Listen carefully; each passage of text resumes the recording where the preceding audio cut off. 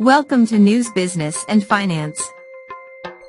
Susan Collins engineered the USPS disaster she's now protesting. Trump may be trying to sabotage the election, but the war against the Postal Service goes back decades. At this point, it should come as no surprise that the vast majority of Congressional Republicans have responded to the Trump administration's gutting of the U.S. Postal Service with near silence. The president openly admitted last week that he is blocking additional funding to the USPS to undermine its ability to handle the coming surge of mail-in votes this fall. U.S. mail delivery has also slowed down dramatically nationwide since his hand-picked Postmaster General, Louis DeJoy, a major GOP donor who has been in frequent communication with the Republican National Committee, began instituting a raft of new policies for reasons of efficiency.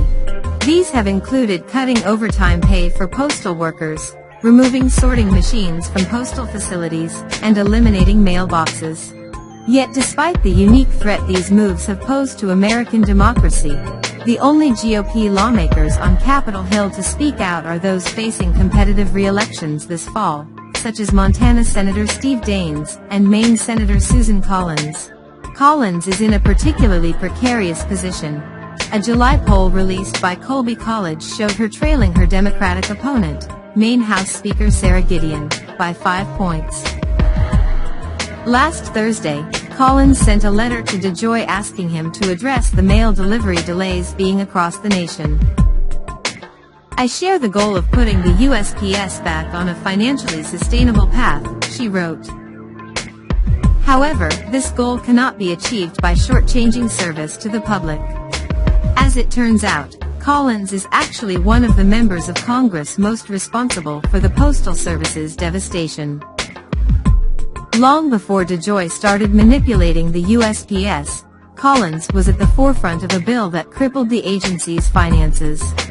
In 2005, she sponsored and introduced legislation, the Postal Accountability and Enhancement Act, PAEA, that required the USPS to prepay the next 50 years' worth of health and retirement benefits for all of its employees, a rule that no other federal agency must follow.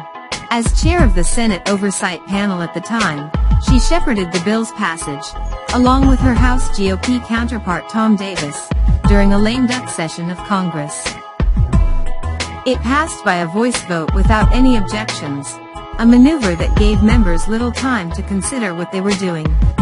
To meet the mandate for pre-funding USPS's health and retirement benefits, the measure required the Postal Service to place roughly $5.5 billion into a pension fund every year between 2007 and 2016, followed by sizable additional payments, making it impossible for the institution to run a profit.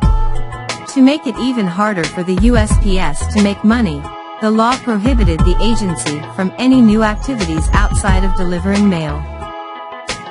In an essay for the Washington Monthly last year, New Jersey Congressman Bill Pascrell, who voted for the bill, called it one of the worst pieces of legislation Congress has passed in a generation. That's because it saddled the institution with debt that no other government agency, or private company, is responsible for.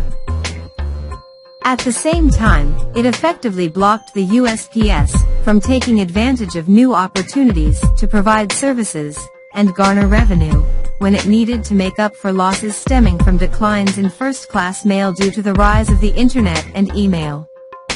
Now, the Post currently has $160.9 billion in debt, of which $119.3 billion is the result of pre-funding retiree benefits.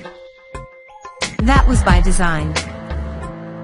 As Pascrell wrote, to argue that the Postal Service needs to be privatized, conservatives need to show that it is dysfunctional, and there's no better way to do that than by weighing the agency down with impossible financial obligations. Collins's role in passing that law has not gone unnoticed in Maine. She weakened the Postal Service to the point where people like our president can say, "There's a crisis here," John Curtis of the Maine State Association of Letter Carriers told the Maine Beacon. Maine Democratic Congresswoman Chellie Pingree last week called the pre-funding mandate, in Collins's 2006 law the #1 cause of USPS's financial enduring problems. On Tuesday, amid a growing outcry from state attorneys general, who threatened a lawsuit, Democratic lawmakers, USPS workers, and average citizens fearful about mounting delays in delivery of their medication. The Postmaster General announced that he would suspend the policies he's instituted that have slowed the nation's mail service. It's not clear, however, how much damage has already been done.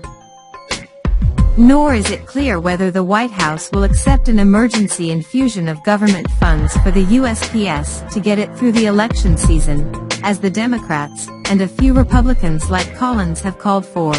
But while a temporary jolt of cash makes sense, it won't solve USPS's long-term problems. That will require repealing the PAEA's pre-funding mandate. Maine's independent Senator Angus King has come out in favor of such a repeal. Collins, notably, has not. If you stayed and watched to the end of this video, we want to thank you for your support. We are new and dedicated to bringing you the most up-to-date news, business, and finance on a daily basis. We welcome you to join us on this platform, and together let's build an informative community.